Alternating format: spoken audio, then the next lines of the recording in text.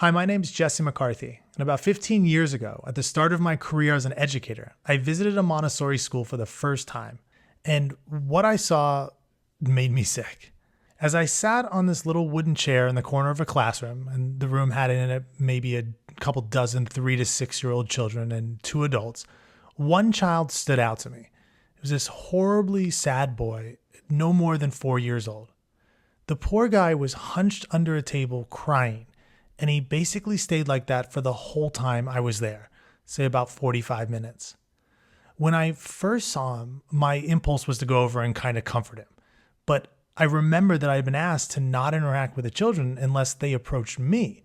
So I just sat there, kind of staring, imagining just how tough it must have been for him. Now, what bothered me at that moment was not only the boys crying, but also that no one in the room seemed to care.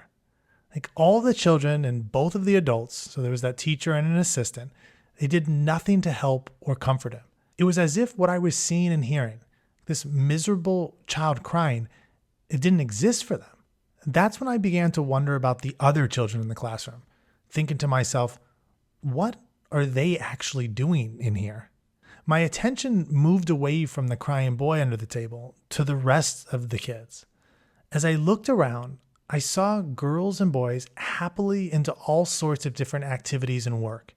Some were doing long math problems using these kind of strange blocks and colorful beads. A few boys across the room were washing the tops of small tables. A girl was reading a book on a child-sized sofa chair. An older boy was helping a much younger girl to set up colored paints at an easel. Another boy was writing out these full sentences on a lined sheet of paper. A couple of children were sitting together at a snack table, chatting as they ate crackers and bite-sized servings of cheese. A tiny girl, maybe a few months over 3 years old, was lying on the floor intently completing this wooden puzzle map of Europe. So wherever I looked, children seemed completely focused on the unique task at hand, and there was no prodding from an adult. I had never seen anything like it. As I scanned the room, which again was filled with this diverse group of preschool and kindergarten age boys and girls, it dawned on me that there was no running, there was no yelling, no fighting, no fooling around. In fact, there was none of the usual difficulties teachers and parents can face with large groups of children, or really even just with 1 or 2. It was remarkable. But then my mind returned to that poor little boy who I had, shamefully I felt, almost forgotten. The sound of his crying came back to my awareness, and I looked over to find him still peering out from under the table. Just like pity swept over me. I imagined the boy saying to himself in his own 4-year-old little way, all of these girls and boys are here enjoying themselves so much while I'm stuck under this table crying like a baby. His miserable tears were such a dramatic contrast to the otherwise peaceful, humming activity in the room that the situation seemed surreal. Then that question popped up again. Why is no one helping him? The more I thought about it, and the more that no one, so not the adult teachers or any of the children, were doing anything to comfort this poor boy, the more I was getting sick to my stomach and actually a little angry. I wondered what kind of schooling this Montessori really is, and what kind of witch of a teacher does nothing when a little boy is crying his eyes out. Incidentally, during my time in the classroom, the teachers never once comforted the boy. Actually, they didn't speak a lot to the children generally. For the most part, they just quietly went around the room, and so quietly that at times I forgot there were even adults around. Anyway, so my visit was only for 45 minutes, and now it was time to leave. On my way out, passing the crying boy, I felt that there was something wrong with Montessori education. And I intended to tell the head teacher as much at a meeting I had scheduled with her for a couple days later. Well, that day finally came, and by this point I was imagining the teacher in like a full-on black pointy hat flying into school on a broom. I was actually looking forward to sharing my blunt feedback with this woman. But when I arrived at the school, she greeted me with such composure. There was a real gracefulness and courtesy about her that I felt a little embarrassed to be imagining her as a witch who I was about to interrogate. So as we sat down together in the teacher's lounge, instead of jumping right into my criticism of her seeming lack of empathy in the classroom, I found myself just asking a simple question. Why didn't you help that crying boy? And her answer stunned me because it seemed so ridiculous. Mr. McCarthy, what makes you think he needed my help? Now, you might imagine the look of disbelief on my face in that moment, but she had said it with such sincerity that I found myself mirroring her calm demeanor and just stating simply, well, he was crying. Though I did add for a slight jab, I'm sure you heard it, no?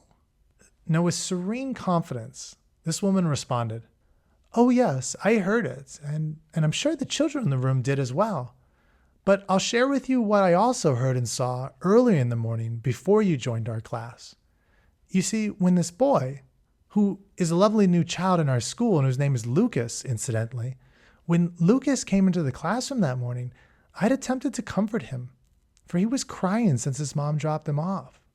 During the early morning, I had held his hand and walked with him around the room, pointing out select items on the shelves and introducing him to a few children he hadn't yet met.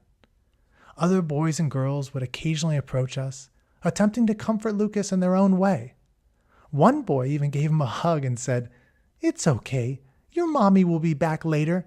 I cry sometimes too."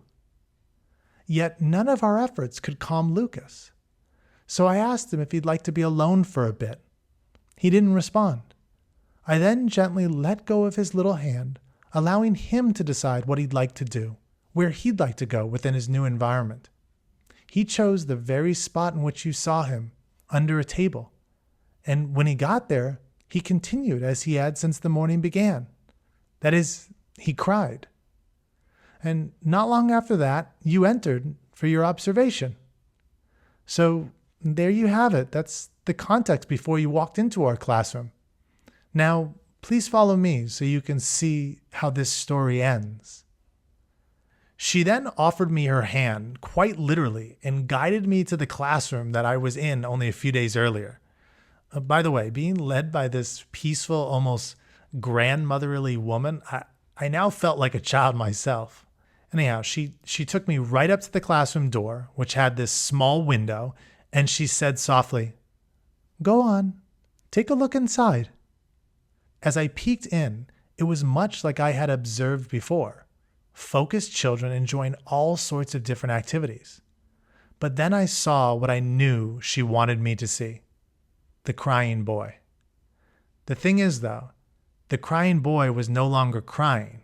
In fact, if I had first come on this day, he would have seemed like any other child in the room, engaged in a task and happy.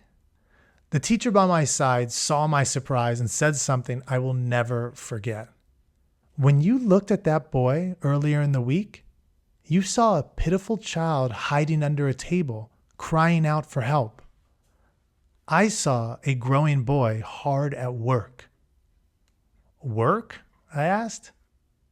Yes, work, she said, and then continued. Lucas was hard at work developing the seeds of independence and self-confidence that he will use throughout his life. You see, help comes in many ways. The children and I showed empathy for Lucas during his first days in the classroom. We helped welcome him to his new school home with warm greetings and simple words of encouragement. That was sincere, meaningful aid. But Lucas also needed some time alone, on his own. Now, not every child will need this. Some acclimate to the classroom straight away. But Lucas did need that time. And that's okay. Much of our help for him was in what we did not do. Instead of receiving our pity, Lucas experienced something children these days get all too infrequently.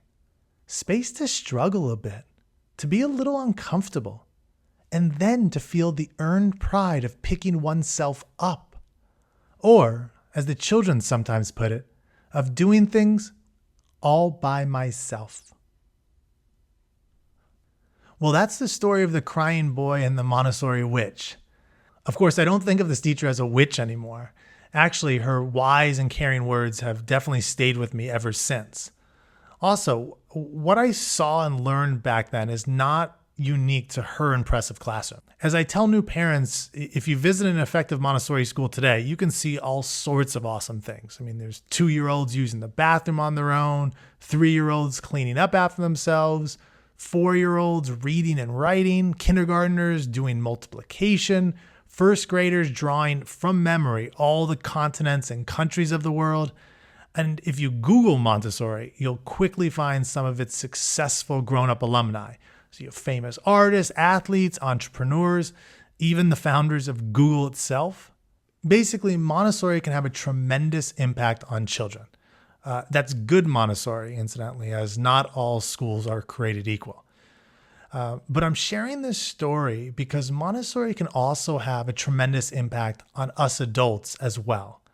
You know, that one Montessori teacher in her classroom helped me to view children a little bit differently, more clearly. And I'm forever thankful for that. So what I think Montessori education and some of its deeper philosophy really does for us adults is helps us to see each child and really the world more broadly with objectivity. You know, one starts to shed some of the baggage and bias we might be bringing with us. Like in my case, in my early days before Montessori, I was more interested in seemingly comforting crying children than in understanding their actual needs. And I was also quick to judge others before questioning and judging myself. Ultimately, Montessori is a great place not only for children to struggle a bit and to feel a little uncomfortable at times, but also for us adults to do the same. So thank you for listening in today. If you are new to Montessori and want to learn a little bit more about, well, what it is, check out a video I made a little while back called What is Montessori? And you can also visit montessorieducation.com.